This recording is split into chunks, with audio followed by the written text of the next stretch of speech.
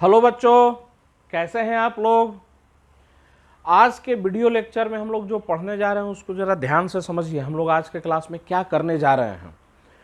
तो पीछे के क्लासेस में क्या एक स्टेटमेंट बताया गया है जिसका कोई प्रूफ नहीं दिया गया है। आज के वीडियो लेक्चर में उसका प्रूफ हम लोग समझेंगे। स्टेटमेंट हम लोग का क्या बतलाया गया है, तो किसी भी क्लोजेस्ट पैकिंग अरेंजमेंट में, in any closest packing arrangement, maximum coordination number कितना, तो 12 होता है और पैकिंग फ्रैक्शन मैक्सिमम कितना होता है, 74%। कैसे नहीं बताया गया है ये सब, बस स्टेटमेंट लिखवा दिया गया है। तो आज के वीडियो में हम लोग इसी चीज़ को समझेंगे कि अगर क्लोजेस्ट पैकिंग अरेंजमेंट दिया हुआ है तो कोऑर्डिनेशन नंबर कितना आएगा, 12 आएगा। पैकिंग फ्रैक्शन कितना आएगा, 74% आएगा, चाहे वो क्लोजेस्ट पैकिंग क्यूबिक हो, हेक्सागोनल हो या कोई भी हो। तो कैसे निकालेंगे, तो 3 डायमेंशन में जाने से पहले हम लोग 2 डायमेंशन को समझेंगे। 2 डायमेंशन में पैकिंग फ्रैक्शन का कॉन्सेप्ट समझ गए, वहां से हम लोग का कॉन्सेप्ट बिल्डअप होगा 3 डायमेंशन का। तो हेडिंग पर ध्यान दीजिए, क्या हम लोग पढ़ने जा रहे हैं, पैकिंग फ्रैक्शन या एफिशिएंसी इन 2 डायमेंशन। तो हम लोग 2 डायमेंशन में पैकिंग फ्रैक्शन या पैकिंग एफिशिएंसी निकालने जा रहे हैं। यहां से हम लोग कॉन्सेप्ट अपना बिल्डअप करेंगे फिर से किसका, 3 डायमेंशन का। तब बिल्कुल आराम से चीजें समझ में आ जाएगा। तो स्टेप वाइज प्रोसीड करना है। चलते हैं 2 डायमेंशन में, ध्यान से समझिएगा हम लोग का टास्क क्या है। तो ये एक कॉइन देखिए, ऐसे ही इक्वल साइज के ढेर सारे कॉइन्स दे दिए गए हैं। तो ध्यान से देखिएगा, इक्वल साइज का ढेर सारा कॉइन्स दिया गया है। अब इनको बोला जा रहा है कि इन कॉइन्स को अरेंज करना है, इस तरीके से अरेंज करना है कि कम से कम एरिया में ज़्यादा से ज़्यादा कॉइन्स आ जाएं। तो हम लोग का जो टास्क दिया गया, जो काम दिया गया है करने के लिए, क्या बोला जा रहा है, तो इक्वल साइज के ढेर सारे कॉइन्स दे दिए गए हैं। इन कॉइन्स को अरेंज करना है, जैसे मर्जी वैसे अरेंज कीजिए, जैसे मर्जी वैसे अरेंज कीजिए, लेकिन एक कंडीशन है। कंडीशन क्या है, तो कम से कम एरिया में ज़्यादा से ज़्यादा कॉइन्स आने चाहिए। चलिए, ये तो हम लोग समझ गए करना क्या है। अब कैसे करेंगे, तो हम लोग का तो भाई यही कोशिश होगा ना कि अगर कम एरिया में ज़्यादा से ज़्यादा कॉइन्स चाहते हैं तो एक कॉइन के सराउंडिंग में, टच में मैक्सिमम कॉइन्स रखे जाए। मैं फिर से रिपीट कर रहा हूं, कम एरिया में ज़्यादा से ज़्यादा कॉइन्स रखना चाहते हैं तो कैसे रखेंगे, तो एक कॉइन के सराउंडिंग में मैक्सिमम कॉइन्स टच में कर कर रखे जाएं। तो कैसे अरेंजमेंट वो आएगा, तो हम लोग चर्चा करते हैं कि ऐसा कैसे पॉसिबल होगा। तो ध्यान में रखिए, हम लोग का काम क्या था, तो इक्वल साइज का सर्कुलर कॉइन, यह बोला जाए इक्वल साइज का कोई सर्कुलर ऑब्जेक्ट दिया हुआ है और मिनिमम एरिया में ज़्यादा से ज़्यादा सर्कुलर ऑब्जेक्ट को रखना है। तो कैसा अरेंजमेंट होगा, तो पहले हम लोग आते हैं स्क्वायर अरेंजमेंट पर। पहला जो अरेंजमेंट है हम लोग का कैसा है, तो स्क्वायर अरेंजमेंट है। मिनिमम एरिया में ज़्यादा से ज़्यादा कॉइन्स होने चाहिए। तो कैसे करेंगे, तो ये एक कॉइन ऐसे हम लोगों ने रख दिया। अब दूसरा कॉइन तो बिल्कुल इसके टच में करके रखेंगे, तो दूसरा कॉइन ऐसे हम लोगों ने टच में करके रख दिया। तीसरा कॉइन तो फिर ये टच में करके रख दिए। ऐसे ही कॉइन्स को टच में करते हुए रखते जा रहे हैं। तो ये कॉइन्स का क्या बन जाएगा, एक रो बन जाएगा। कॉइन्स का एक रो बन जाएगा, लेकिन ये रो तो इनफाइनाइट तक तो लेकर जाएंगे नहीं। तो हम लोग एक दूसरा रो नीचे में बना रहे हैं। अब हमें कम से कम एरिया में ज़्यादा कॉइन्स चाहिए, तो क्या करना होगा, दूसरा रो बिल्कुल पहले रो के टच में, ये कॉइन्स ऊपर वाले कॉइन के टच में, फिर ये ऊपर वाले कॉइन्स के बिल्कुल टच में, इस तरीके से करते हुए कॉइन्स का अरेंजमेंट दिया गया। ये कॉइन्स का दूसरा रो रेडी हो गया। चलिए, वैसे ही रो को और बढ़ाते जाएं। ये हम लोग का कॉइन्स का तीसरा रो बनाया जा रहा है। थर्ड रो में कॉइन्स को रखे जा रहे हैं, इक्वल साइज के कॉइन्स है थर्ड रो में। वैसे ही रो को राइट में इंक्रीज कर दीजिए, ये नीचे में इंक्रीज कर दीजिए। हम लोग चाहे तो इस फिगर को एक्सटेंड कर सकते हैं, राइट में भी बढ़ाते जाए फिगर और नीचे में भी फिगर बढ़ा देता है। तो एक रो और बना लिया जाए।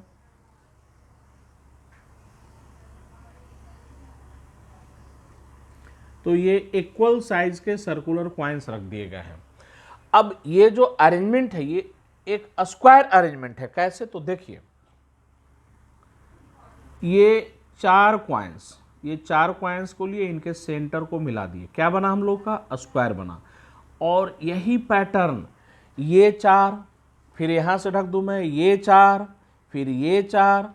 अगर देखिएगा ये चार कॉइन्स को बार बार रिपीट कर दें तो इन चार कॉइन्स को बार बार रिपीट कर देंगे, ये बड़ा अरेंजमेंट आ जाएगा। तो याद कीजिए, यूनिट सेल किसे कहते हैं? Smallest and repeating structure. तो ये जो चार कॉइन्स हो गए एक यूनिट सेल हो गया। हमें अब यहाँ पर 2 डायमेंशन में क्या निकालना है? तो ये जो अरेंजमेंट दिया गया स्क्वायर अरेंजमेंट है, चार कॉइन के सेंटर को मिला दिए एक स्क्वायर बना है। तो हमें इसका पैकिंग फ्रैक्शन निकालना है। पैकिंग फ्रैक्शन कितना होगा? तो पैकिंग फ्रैक्शन कैसे निकालते हैं? तो 3 डायमेंशन में पैकिंग फ्रैक्शन कैसे निकालते हैं? न्यूमरेटर में क्या होता है? Effective volume occupied. डिनोमिनेटर में क्या होता है? Volume of unit cell. 2 dimension में वॉल्यूम की बात तो करेंगे नहीं, एरिया की बात करेंगे। तो 2 डायमेंशन में पैकिंग फ्रैक्शन कैसे निकालेंगे? तो इफेक्टिव एरिया ऑक्यूपाइड, इफेक्टिव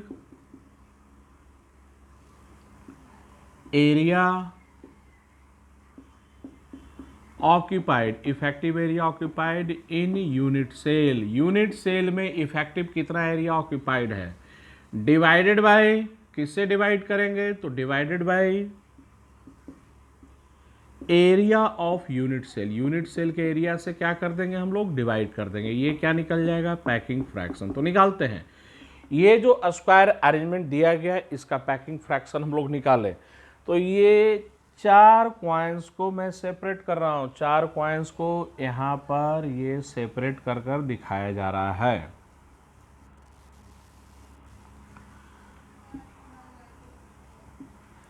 चलिए, यही हम लोग का यूनिट सेल है, यही हम लोग का यूनिट सेल है। अब ध्यान से देखकर बताइए, यहाँ से यहाँ तक का लेंथ कितने के बराबर? आर के बराबर। फिर यहाँ से लेकर यहाँ तक का लेंथ कितने के बराबर? आर के बराबर। तो साइड ऑफ यूनिट सेल के साइड का लेंथ कितना हो जाएगा? 2r हो जाएगा। और गौर से देखिए, तो ये जो हम लोग का यूनिट सेल हुआ, ये यूनिट सेल हुआ, इसमें ये शेडेड पार्ट, ये एरिया ऑक्यूपाइड है, ये भी एरिया ऑक्यूपाइड है, ये भी एरिया हम लोग का ऑक्यूपाइड है, और ये भी एरिया ऑक्यूपाइड है। ये एरिया खाली है। आराम से इमेजिन कर सकते हैं, अगर चार कॉइन्स को इस तरीके से हम लोग रख दें, चार कॉइन्स को इस तरीके से रख दें, तो ये वाला बीच वाला पार्ट क्या रहता है? खाली रहता है। तो ये एरिया खाली स्पेस है। तो ये एरिया हम लोग का खाली स्पेस है। इसी फिगर को यहाँ पर भी बना दिया जा रहा है। ये ऑक्यूपाइड एरिया है, ये भी ऑक्यूपाइड एरिया है, ये भी एरिया ऑक्यूपाइड है, और ये भी एरिया ऑक्यूपाइड है। पहले आराम से समझिए, उसके बाद उतारने का मौका मिलेगा। चलिए नेक्स्ट, अब हम लोग आते हैं पैकिंग फ्रैक्शन निकालते हैं। पैकिंग फ्रैक्शन अब हम लोग निकालते हैं। डिनोमिनेटर में एरिया ऑफ यूनिट सेल, तो ये बताइए, यही हम लोग का यूनिट सेल है, इसका एरिया तो साइड का लेंथ 2r के बराबर, तो एरिया कितना? 2r का स्क्वायर।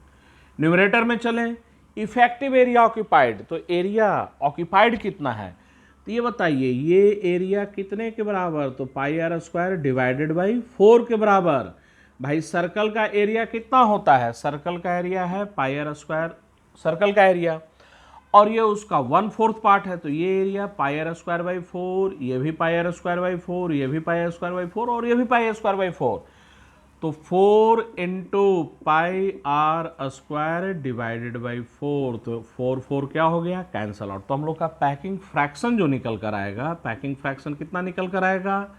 तो इसको सॉल्व कीजिए। पैकिंग फ्रैक्शन निकल कर आएगा पाई बाई 4 इक्वल टू 0.785। मतलब 78.5% एरिया क्या है? ऑक्यूपाइड है। 78.5% एरिया इज ऑक्यूपाइड।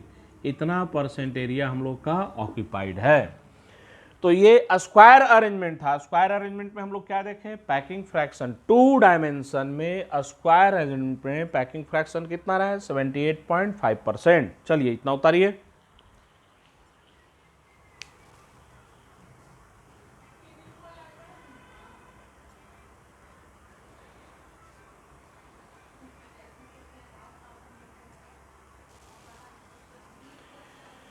अब इसी फिगर का हम लोग अभी यूज करेंगे। आप लोग भी जैसे जैसे फिगर में कुछ नया मैं ऐड करूंगा तो आप लोग भी अपने फिगर में नया ऐड कीजिएगा।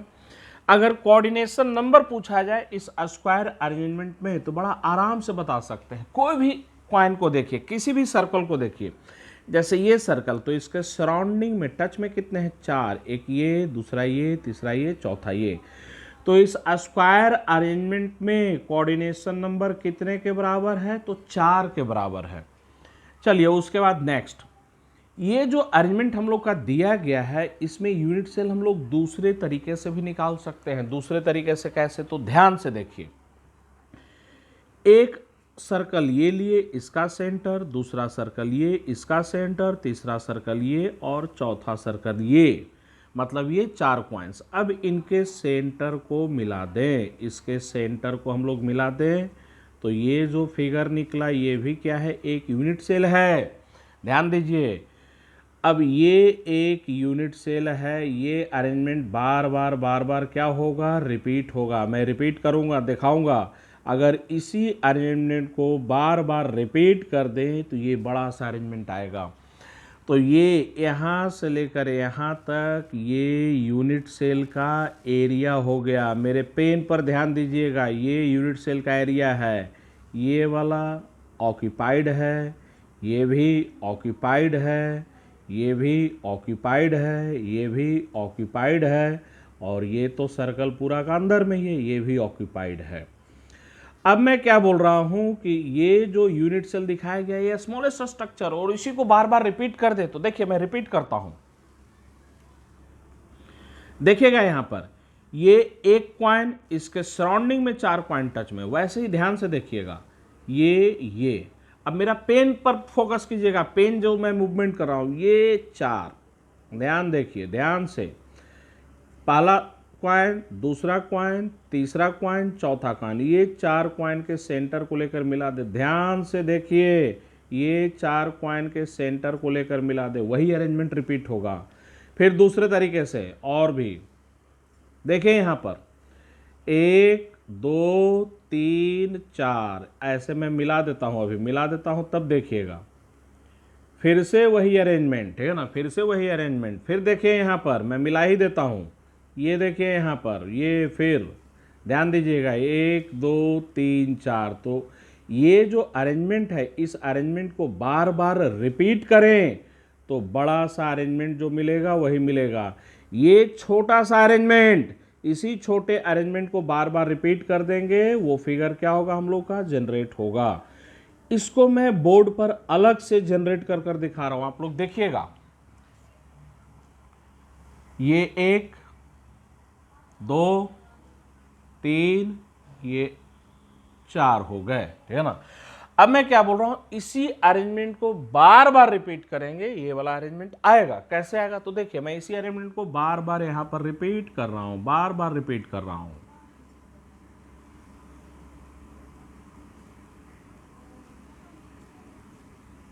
देखिएगा यहां पर जरा, ठीक है ना भाई। 1 2 3 4, फिर यहां पर देखिए 1 2 3 4, देखिए यहां से। अब मैं दूसरे तरीके से इसको कर दे रहा हूं, ये 1 2 3 4, फिर यहां पर 1 2 3 4।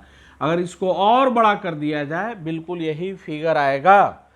तो एक स्क्वायर अरेंजमेंट में दूसरे यूनिट सेल की पॉसिबिलिटी, तो यहां से एक नया कॉन्सेप्ट हम लोग को क्लियर हो रहा है। क्या, तो एक गिवन अरेंजमेंट में एक से ज्यादा यूनिट सेल भी निकाल सकते हैं। डिपेंड करता है वो अरेंजमेंट हम लोग लेते कैसे हैं, ठीक है ना। तो यही अरेंजमेंट था, एक यूनिट सेल ये निकाले और दूसरा यूनिट सेल ये निकाले। अब हम लोग आते हैं पैकिंग फ्रैक्शन पर। पैकिंग फ्रैक्शन कैसे निकालेंगे, एक क्वाइन ये है, ये वाला क्वाइन, ठीक है ना, ये क्वाइन बना है, उसके लेफ्ट में एक कॉइन है, एक कॉइन उसके लेफ्ट में, एक कॉइन किधर है राइट में, एक कॉइन हम लोग का ऊपर में और एक कॉइन कहाँ है हम लोग का नीचे में। तो यूनिट सेल निकाल दिया गया। ये कॉइन बीच में था, बीच वाला कॉइन ये वाला है, एक लेफ्ट में कॉइन है, एक राइट में कॉइन है, एक ऊपर में और एक नीचे में है। अब ये चार कॉइन्स के सेंटर को मिला देंगे, क्या मिलेगा हम लोग का? यूनिट सेल मिलेगा। चार कॉइन के सेंटर को मिला दिए, यूनिट सेल मिल गया। चलिए अब आगे आते हैं। ये है ए, ये है बी, ये है सी, ये है डी। हमें क्या निकालना है? तो यूनिट सेल का एरिया निकालना है। तो यूनिट सेल का साइड का लेंथ कितने के बराबर? तो ए बी के बराबर या बी सी के बराबर या सी डी के बराबर या डी ए के बराबर। ए से सी का डिस्टेंस बताइए, ए से सी का डिस्टेंस। तो ए से सी का डिस्टेंस कितने के बराबर? 4r के बराबर। और ये बताइए हम लोग का ए सी बराबर कितना होगा? तो ए सी जो होगा वो ए बी का कितना? तो √2 इंटू ए बी।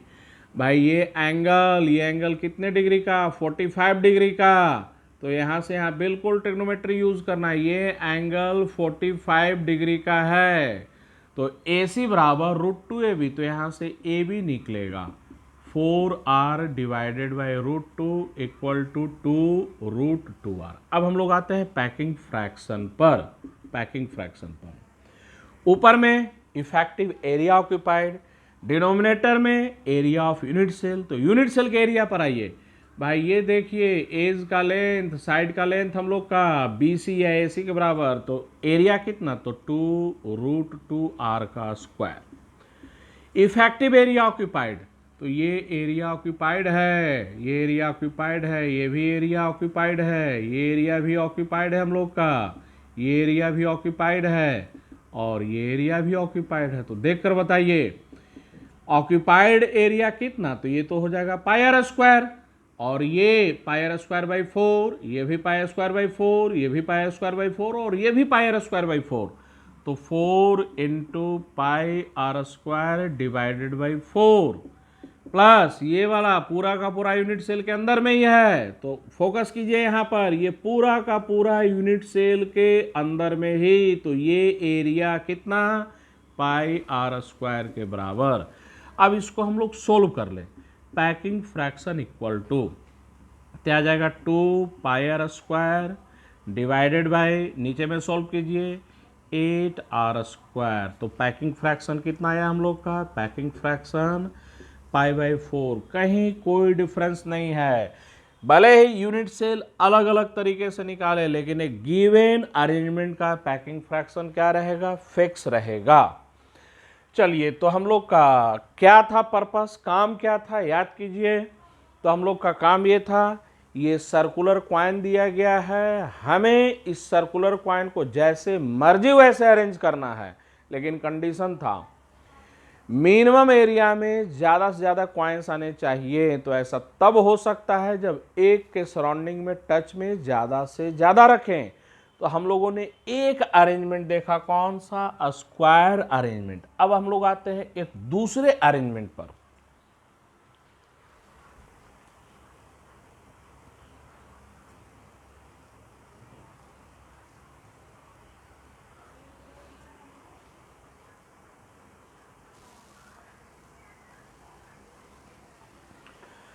हम लोग का दूसरा अरेंजमेंट कैसा है? Hexagonal arrangement. हम लोग देख भी चुके हैं, देखिए फिर से मैं दिखा रहा हूं। ये स्फेयर है, इसको कॉइन से इमेजिन कीजिए। तो ये बीच वाले कॉइन के सराउंडिंग में 6 कॉइन टच में कर रख दिए गए हैं। तो अब हम लोग हेक्सागोनल अरेंजमेंट में हैं। तो ये बताएं यहां पर देखकर इसी अरेंजमेंट को बार बार क्या कर दे? रिपीट कर देना है। तो हम लोग का ये क्या है? यूनिट सेल है। तो ये जो हेक्सागोनल अरेंजमेंट है, स्मॉलेस्ट स्ट्रक्चर, और इसी स्ट्रक्चर को बार बार रिपीट कर देना है। तो गौर से इसको देखकर बताइए, इस क्वाइन के सराउंडिंग में टच में कितने? तो 6 क्वाइन। तो कोऑर्डिनेशन नंबर 6 के बराबर। स्क्वायर अरेंजमेंट में कोऑर्डिनेशन नंबर 4 आया था 2 डायमेंशन में, और हेक्सागोनल अरेंजमेंट में कोऑर्डिनेशन नंबर कितना आ रहा है? 6 आ रहा है 2 डायमेंशन में। ऑब्वियस है जब कोऑर्डिनेशन नंबर ज़्यादा आया भाई यहाँ पर 6 कॉइन टच में है, पहले 4 कॉइन टच में थे, तो अब ऑब्वियस है पैकिंग फ्रैक्शन ज़्यादा आना चाहिए। चलिए हम लोग निकालते हैं, पैकिंग फ्रैक्शन निकालते हैं। तो यूनिट सेल पर आ जाए, ये सेंटर को लेकर हम लोग क्या कर दें, मिला दें। ये 6 कॉर्नर पर जो क्वाइंस हैं उनके सेंटर को मिला दें, क्या बनेगा, रेगुलर हेक्सागोन बनेगा। ये रेगुलर हेक्सागोन है। चलिए, तो रेगुलर हेक्सागोन, इस हेक्सागोन का एरिया, ठीक है ना, तो area of unit cell, unit cell के एरिया पर हम लोग आ जाएं। Area of unit cell, unit cell के एरिया को निकाल लें पहले। तो ये बताइए, ये हेक्सागोन का सेंटर, सेंटर से कॉर्नर को मिला देंगे, हेक्सागोन से 6 इक्विलेटरल ट्रायंगल निकलेंगे, 6 इक्विलेटरल ट्रायंगल। और यहाँ से लेकर यहाँ तक का, यहाँ से लेकर यहाँ तक का ये रेडियस कितना, आर के बराबर, फिर ये भी रेडियस कितना, आर के बराबर। तो ये जो हेक्सागोन है उसका साइड का लेंथ 2r के बराबर। तो ये इस इक्विलेटरल ट्रायंगल पर ध्यान दीजिए, एक इक्विलेटरल ट्रायंगल मैंने निकाला, ये इक्विलेटरल ट्रायंगल, ये साइड का लेंथ देखिए कितना, 2r के बराबर। ऐसे 6 इक्विलेटरल ट्रायंगल है, तो 6 इंटू इक्विलेटरल ट्रायंगल का एरिया √3/4, 2r का क्या हो जाएगा, स्क्वायर। सोल्व कर लेंगे, कितना आएगा, तो 6 √3r²। ये आया एरिया ऑफ यूनिट सेल। अब इफेक्टिव एरिया ऑक्यूपाइड, उसकी बात करें। इफेक्टिव एरिया ऑक्यूपाइड, एक यूनिट सेल में इफेक्टिव कितना एरिया ऑक्यूपाइड है, तो ध्यान दीजिए, ये एरिया ऑक्यूपाइड है, ये भी एरिया हम लोग का ऑक्यूपाइड है, ये भी एरिया ऑक्यूपाइड है, ये एरिया भी क्या है, ऑक्यूपाइड है, ये एरिया भी क्या है, ऑक्यूपाइड है, ये एरिया भी ऑक्यूपाइड है, और ये बीच में ये भी एरिया क्या है हम लोग का, ऑक्यूपाइड है। तो ध्यान दीजिए, हेक्सागोन का ये एंगल 120 डिग्री का, 120 डिग्री का, जो कि 360 का कितना है, 1/3 है। तो ये जो एरिया ऑक्यूपाइड है, मेरे पेन पर फोकस कीजिएगा, ये एरिया, मैं इतने एरिया की बात कर रहा हूँ, ये जो एरिया ऑक्यूपाइड है πr² का कितना, 1/3। तो वो एरिया πr² का 1/3। और ऐसे कितने एरिया हैं, 6 हैं, एक यहाँ, दूसरा यहाँ, तीसरा, चौथा, पांचवा, छठा। तो ये 6 मिलकर इफेक्टिव इतने एरिया को ऑक्यूपाइड करेंगे। प्लस बीच में जो क्वाइन है पूरा का पूरा एरिया ऑक्यूपाइड कर रखा है, तो बीच वाला क्वाइन कितना हो गया, πr²। इसको हम लोग सोल्व कर दें, कितना आ जाएगा हम लोग का, ये 2πr² प्लस πr², 3πr²। चलिए अब निकालिए पैकिंग फ्रैक्शन। तो packing fraction, effective area occupied 3πr² divided by 6 √3r²। तो हम लोग का सोल्व करने के बाद पैकिंग फ्रैक्शन कितना आएगा, इसको सोल्व कर लीजिए। r² cancel out, pi divided by 2 √3, solve करने पर आएगा 0.906, मतलब 90.6% एरिया ऑक्यूपाइड है, रिमेनिंग खाली है। तो देयरफॉर 90.6% एरिया इज ऑक्यूपाइड। चलिए पहले आप लोग इसको उतारिए, तो हम लोग कुछ कॉन्सेप्चुअल बातें करेंगे, पहले इसे उतारा जाए।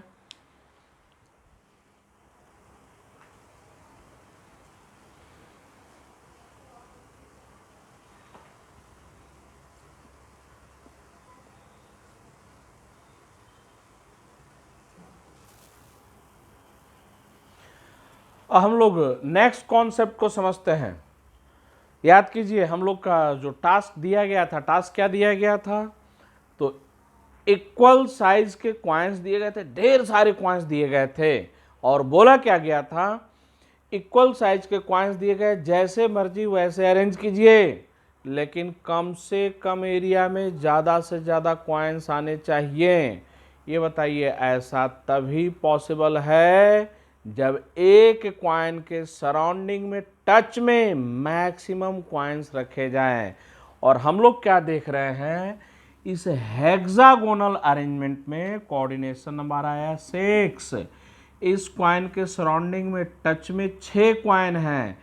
क्या आपको लगता है एक कॉइन के सराउंडिंग में, इक्वल साइज वाले एक कॉइन के सराउंडिंग में टच में 6 से ज़्यादा कॉइन्स हो सकते हैं? बिल्कुल नहीं हो सकते हैं। तो अगर 2 डायमेंशन में पूछा जाए, ध्यान से मेरे वर्ड्स को ध्यान से समझिएगा, ध्यान से सुनिएगा वर्ड्स को। 2 डायमेंशन में पूछा जाए कि इक्वल साइज के सर्कुलर ऑब्जेक्ट, मैं स्क्वायर ऑब्जेक्ट की बात नहीं कर रहा हूं, ट्रायंगुलर ऑब्जेक्ट की बात नहीं कर रहा, मैं सर्कुलर ऑब्जेक्ट की बात कर रहा हूं।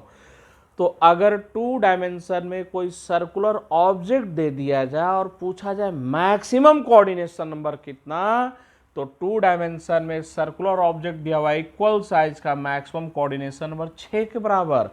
सामने फिगर है, देख लीजिए, 6 से ज़्यादा टच में हो ही नहीं सकता है। मैं मॉडल दिखाता हूँ यहाँ पर। अब इसको आप क्वाइन समझिएगा, स्फेयर नहीं, इसको 2 डायमेंशन समझिएगा। ये सेंटर पर जो क्वाइन है इसके सराउंडिंग में मैक्सिमम टच में 6 ही रखे जा सकते हैं। तो पहला कॉन्सेप्ट बिल्कुल क्लियरली दिमाग में बैठाइए। 2 डायमेंशन में कोऑर्डिनेशन नंबर मैक्सिमम कितना, तो 6।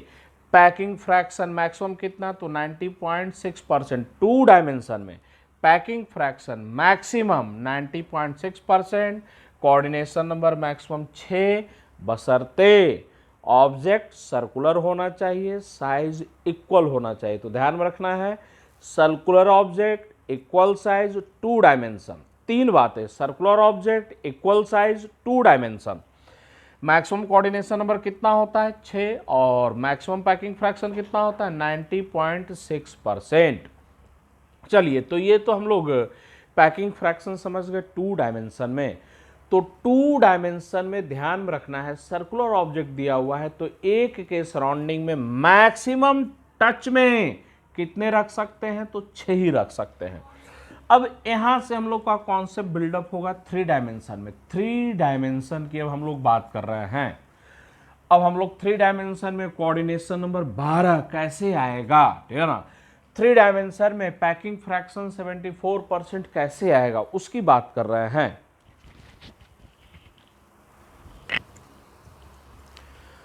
अब जब 3 डायमेंशन की बात करेंगे तो हम लोग सर्कुलर ऑब्जेक्ट बात न कर स्फीयर की बात करेंगे। अब हम लोग का टास्क बदल गया। अब नया टास्क क्या है वो समझिए।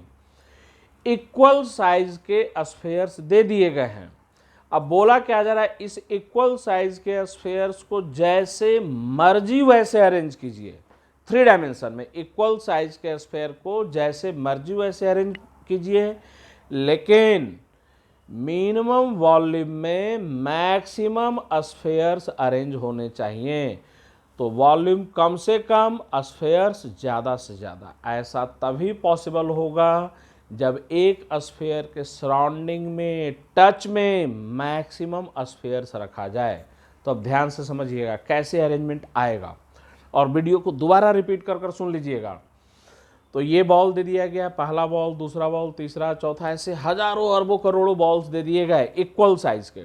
बोला जा रहा है कि इसको 3 डायमेंशन में अरेंज करना है। मिनिमम वॉल्यूम, ज़्यादा से ज़्यादा बॉल अरेंज हो जाए, ज़्यादा से ज़्यादा बॉल एडजस्ट हो जाए। उसके लिए हमें क्या करना होगा, तो प्रत्येक बॉल के सराउंडिंग में मैक्सिमम से मैक्सिमम बॉल्स को टच में कर रखना होगा।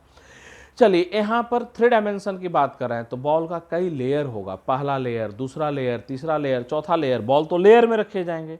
अब ध्यान दीजिए, पहला लेयर हमें बनाना है, ठीक है ना। तो हमें बॉल को कैसे रखना है, तो एक बॉल के सराउंडिंग में टच में मैक्सिमम, भाई यही तो अरेंजमेंट है, ठीक है ना।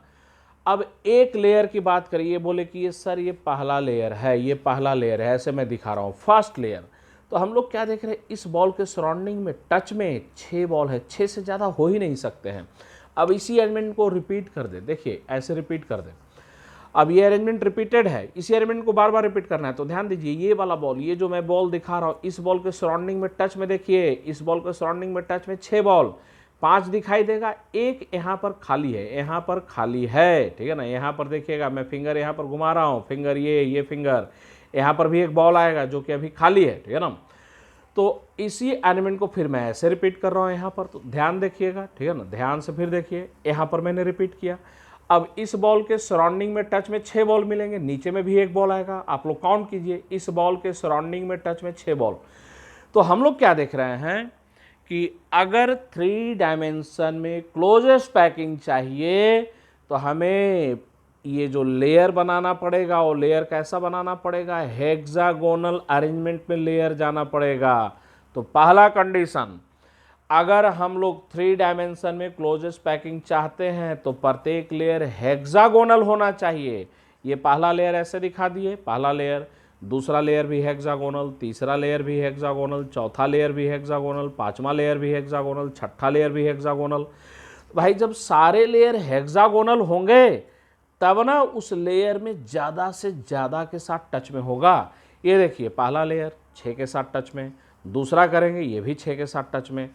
तो अगर 3 डायमेंशन में क्लोजेस्ट पैकिंग चाहते हैं तो भाई एक के सराउंडिंग में टच में मैक्सिमम, तो प्रत्येक लेयर हेक्सागोनल होना चाहिए। पहला कंडीशन समझ में आ गया, प्रत्येक लेयर कैसा होना चाहिए, हेक्सागोनल। अब दूसरा कंडीशन समझिए, मैं बॉल को ऐसे रख रहा हूं, देखिएगा स्फीयर का 2 लेयर है, एक ये लेफ्ट लेयर और ये राइट लेयर, ये पहला लेयर, ये दूसरा लेयर, ये सेकंड लेयर है और ये फर्स्ट लेयर है। तो ये 2 लेयर ऐसे मैंने दिखा दिए। अब यहाँ पर पहला कंडीशन तो सेटिस्फाइड है, दोनों लेयर हेक्सागोनल है, लेकिन ये क्लोजेस्ट पैकिंग नहीं होगा। गौर से आप लोग देखिएगा, ये दोनों लेयर डायरेक्टली आगे पीछे हैं, दोनों लेयर डायरेक्टली आगे पीछे लेफ्ट राइट है, ठीक है ना। ये दोनों लेयर डायरेक्टली आगे पीछे हैं। मैं दूसरा लेयर ऐसे रख रहा हूँ, ये वाइड में कर ध्यान दीजिए। अब यहाँ पर देखिए, दूसरा लेयर में बोलूँ कि इसके ऊपर रखना है, हेक्सागोनल रखना है, ठीक है ना। एक ऑप्शन तो ये है कि इस बॉल के डायरेक्टली ऊपर में एक बॉल रख दिए, इसके डायरेक्टली ऊपर में, प्रत्येक बॉल के डायरेक्टली ऊपर में एक बॉल रख दिए। दूसरा ऑप्शन क्या है, हेक्सागोनल ही रख रहे हैं लेकिन ये वाइड में कर रख रहे हैं, वाइड में। तो खुद से देखिए, अगर वाइड में कर रखेंगे तो दूसरा लेयर भी हेक्सागोनल ही होगा, लेकिन वाइड का कुछ स्पेस ढक दिया जाएगा। तो ऐसे देखिए, ये डायरेक्टली आगे पीछे है आपके कैमरे के सामने, बिल्कुल डायरेक्टली आगे पीछे। और तो दोनों लेयर हेक्सागोनल ही हैं, पहला कंडीशन सेटिस्फाइड है, डायरेक्टली आगे पीछे कर रखे गए हैं दोनों लेयर। दूसरा मैं ऐसे रख दे रहा हूँ, ऐसे वाइड में। तो जब मैंने वाइड में कर रखा है तो आपको आगे से देखिएगा वाइड से बॉल दिखाई देगा। गौर से देखिए, आगे का जो वाइड है, वाइड से देखिए बॉल दिखाई देगा। तो खुद से सोचिए, अगर वाइड में कर रखेंगे तो क्या होगा, वाइड का कुछ स्पेस ऑक्यूपाई कर लिया जाएगा। मतलब 3 डायमेंशन में क्लोजेस्ट पैकिंग चाहते हैं तो कैसे करना पड़ेगा, प्रत्येक लेयर हेक्सागोनल होना चाहिए और दूसरा लेयर 2 कंसेक्यूटिव लेयर डायरेक्टली ऊपर नीचे नहीं होना चाहिए, वाइड में रखा हुआ होना चाहिए। 2 कंसेक्यूटिव लेयर डायरेक्ट आइडेंटिकल नहीं होने चाहिए। आइडेंटिकल नहीं होने का मतलब क्या हुआ, वाइड में। ये देखिए आइडेंटिकल हैं, ठीक है ना। तो 2 कंसेक्यूटिव लेयर ऊपर नीचे रखे तो ये तो एकदम आइडेंटिकल लेयर हो गया। तो अगर डायरेक्टली ऊपर नीचे है तो आइडेंटिकल, वाइड में कर रख दिया आइडेंटिकल नहीं है। तो 2 कंडीशन ध्यान में रखना है। 3 डायमेंशन में क्लोजेस्ट पैकिंग के लिए 2 कंडीशन, प्रत्येक लेयर हेक्सागोनल और 2 कंसेक्यूटिव लेयर आइडेंटिकल नहीं होने चाहिए। अगर आइडेंटिकल हैं तो डायरेक्टली ऊपर नीचे हैं और आइडेंटिकल नहीं है मतलब वाइड में कर रखे गए हैं। तो हम लोग कंडीशन को लिखते हैं, for closest packing in 3 dimension, 3D 3 dimension में क्लोजेस्ट पैकिंग के लिए 2 कंडीशन। पहला, each layer should be hexagonal, प्रत्येक लेयर क्या होना चाहिए, हेक्सागोनल होना चाहिए। दूसरा condition, no two consecutive layer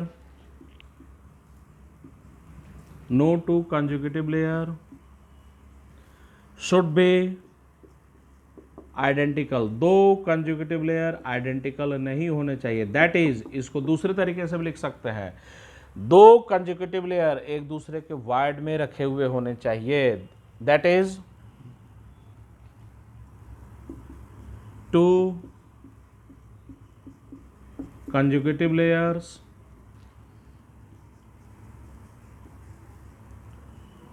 should be placed on the wires of each other, on the wires of each other। तो दो कंजुकेटिव लेयर प्रत्येक के वायर्स पर रखा हुआ होना चाहिए। अब जैसे यहाँ पर कुछ एग्जाम्पल पर चले, तो एग्जाम्पल पर आइए। पहला एग्जाम्पल बोले कि पहला लेयर ए लेयर, दूसरा बी लेयर, तीसरा ए लेयर, फिर सी लेयर, फिर बी लेयर, फिर ए लेयर, फिर सी लेयर, ऐसे दिखा दिया गया। तो प्रत्येक लेयर हेक्सागोनल है। ध्यान दीजिए, पहला और दूसरा लेयर आइडेंटिकल नहीं है। अगर आइडेंटिकल होते तो दोनों लेयर का नाम सेम होता। ये सब सारा कॉन्सेप्ट पहले बता दिया जा चुका है। तो फर्स्ट और सेकंड दोनों लेयर डिफरेंट है, आइडेंटिकल नहीं है। सेकंड और थर्ड ये भी डिफरेंट है। थर्ड फोर डिफरेंट है। कंजुकेटिव लेयर देखिए, 4 5 डिफरेंट है, 5 6 डिफरेंट है, 6 7 डिफरेंट है। तो यहाँ पर दोनों कंडीशन सेटिस्फाइड है। तो हालांकि ऐसा कोई अरेंजमेंट नेचर में एग्जिस्ट नहीं करता है, लेकिन अगर ये अरेंजमेंट हम लोग जनरेट करेंगे तो एक क्लोजेस्ट पैकिंग अरेंजमेंट मिलेगा। तो ए सी बी ए सी इस तरीके से लेयर को अरेंज करें तो generates closest packing, generates closest packing. ये क्या जनरेट करेगा? क्लोजेस्ट पैकिंग जनरेट करेगा। चलिए दूसरा मैं देता हूं एग्जांपल। बोला जाए पहला लेयर ए, दूसरा लेयर बी, तीसरा ए, फिर A layer, B layer, C layer, फिर बोल दिया जाए C layer, A layer, B layer, B layer, ऐसे। तो ध्यान दीजिए, प्रत्येक लेयर हेक्सागोनल तो है, लेकिन ये दो कंजुगेटिव लेयर आइडेंटिकल, ये भी दो कंजुगेटिव लेयर आइडेंटिकल, तो ये क्लोजेस्ट पैकिंग जनरेट नहीं करेगा। Does not generates closest packing, ये क्लोजेस्ट पैकिंग जनरेट नहीं करेगा, क्लोजेस्ट पैकिंग जनरेट नहीं करेगा। अब हम लोग आते हैं, क्या बताया गया था क्लोजेस्ट पैकिंग अरेंजमेंट में? कोऑर्डिनेशन नंबर कितना? 12। पैकिंग फ्रैक्शन कितना? 74%। समझिए भाई, देखिए पहला लेयर हेक्सागोनल है, दूसरा लेयर हेक्सागोनल कैसे रख दिए? वायर्ड में करके रख दिए, ठीक है ना। अब ये दोनों लेयर को ध्यान से देखिए, दोनों लेयर आइडेंटिकल नहीं है, वायर्ड में करके रखे गए हैं। तो जरा ध्यान दीजिए, ये बॉल अपने लेयर में 6 के साथ टच में है, ये बॉल अपने लेयर में 6 के साथ टच में, और ये बॉल नीचे में वायर्ड में करके रखा हुआ है। मैं वायर्ड में करके रखता हूं, एक बॉल को मैंने वायर्ड में करके रख दिया। तो देखिएगा जरा, ये येलो बॉल अपने नीचे में देखकर बताइए, ये येलो बॉल अपने नीचे में कितने के साथ टच में है? 3 के साथ टच में है। तो देखिए रिपीट कर रहे हैं, यहां पर लेयर आइडेंटिकल नहीं है, वायर्ड में करके रखा गया। तो ये बॉल अपने लेयर में 6 के साथ टच में है, अपने से नीचे में 3 के साथ मिलेगा। ऊपर में भी हेक्सागोनल लेयर रखिए वायर्ड में कर, तो ऊपर तीसरा लेयर भी हेक्सागोनल वायर्ड में करके रखेंगे। तो ये बॉल अपने लेयर में 6 के साथ, अपने से ऊपर में 3 के साथ और अपने से नीचे में 3 के साथ, तो टोटल कितने के साथ टच में? 12 के साथ टच में। तो क्लोजेस्ट पैकिंग अरेंजमेंट में कोऑर्डिनेशन नंबर कितना आता है? 12 आता है। वैसे ही पैकिंग फ्रैक्शन कितना आएगा? 74%।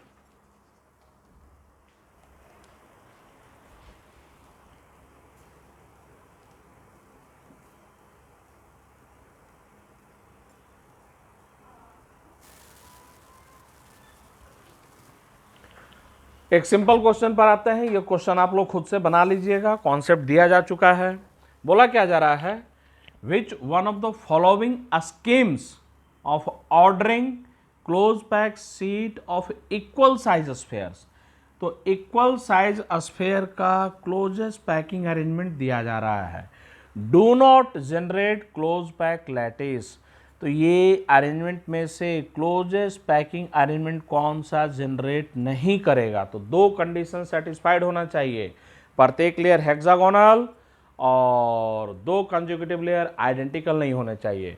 तो यहाँ तो बोल ही दिया close pack sheets of equal size, तो प्रत्येक लेयर हेक्सागोनल है, यहाँ पर एज्यूम कर लेना है प्रत्येक लेयर हेक्सागोनल। तो यहाँ पर ध्यान दीजिए सारे ऑप्शन में प्रत्येक लेयर हेक्सागोनल है, 2 कंसेक्यूटिव लेयर आइडेंटिकल नहीं होना चाहिए।